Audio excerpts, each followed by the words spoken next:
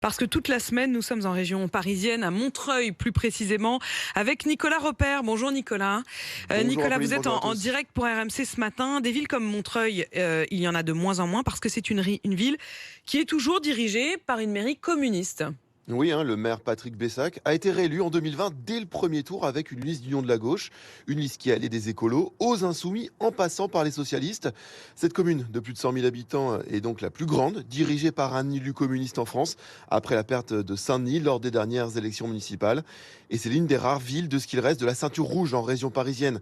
Quand on se balade à Montreuil, c'est vraiment 50 nuances de gauche. On voit des affiches du candidat communiste Fabien Roussel, de l'insoumis Jean-Luc Mélenchon, de Christiane Taubira, mais c'est tout. Et c'est comme si à Montreuil, le centre, la droite et l'extrême droite n'existaient pas. En 2017, les Montreuillois ont voté à 40% pour Jean-Luc Mélenchon. C'est plus du double de la moyenne nationale. Alors, avec Alfred Orange, nous sommes rendus sur le marché principal du centre-ville de Montreuil à la recherche des électeurs de droite.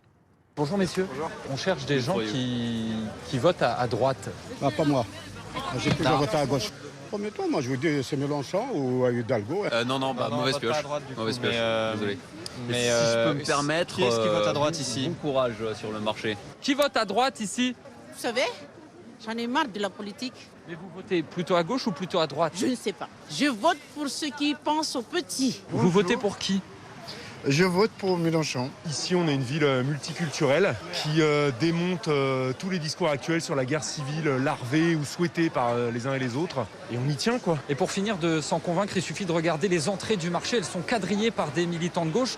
D'un côté, des militants de Jean-Luc Mélenchon et de l'autre, des militants du candidat communiste Fabien Roussel. Fabien Roussel à Montreuil, c'est une ville qui a une tradition politique. Il y a une expérience, il y a une histoire, il y a des valeurs. Et les communistes sont sur le terrain pour faire cette démonstration. Et Nicolas, c'est donc un vrai îlot de gauche à Montreuil. Ça s'explique comment ? Alors, la ville était une cité ouvrière où le parti communiste était fortement implanté.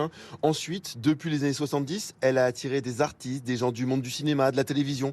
On a donc assisté à une gentrification de certains quartiers, une hausse des prix des loyers, mais avec des catégories qui votaient déjà traditionnellement à gauche.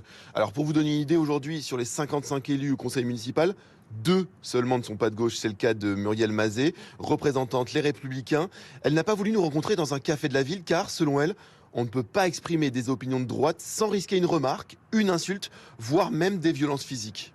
Il y a des gens qui ne sont pas de gauche, mais pour tout vous dire, ils se font parfois discrets. Je peux vous citer l'exemple de la dernière campagne municipale où nous étions littéralement agressés, que nous devions quitter la place du marché en courant.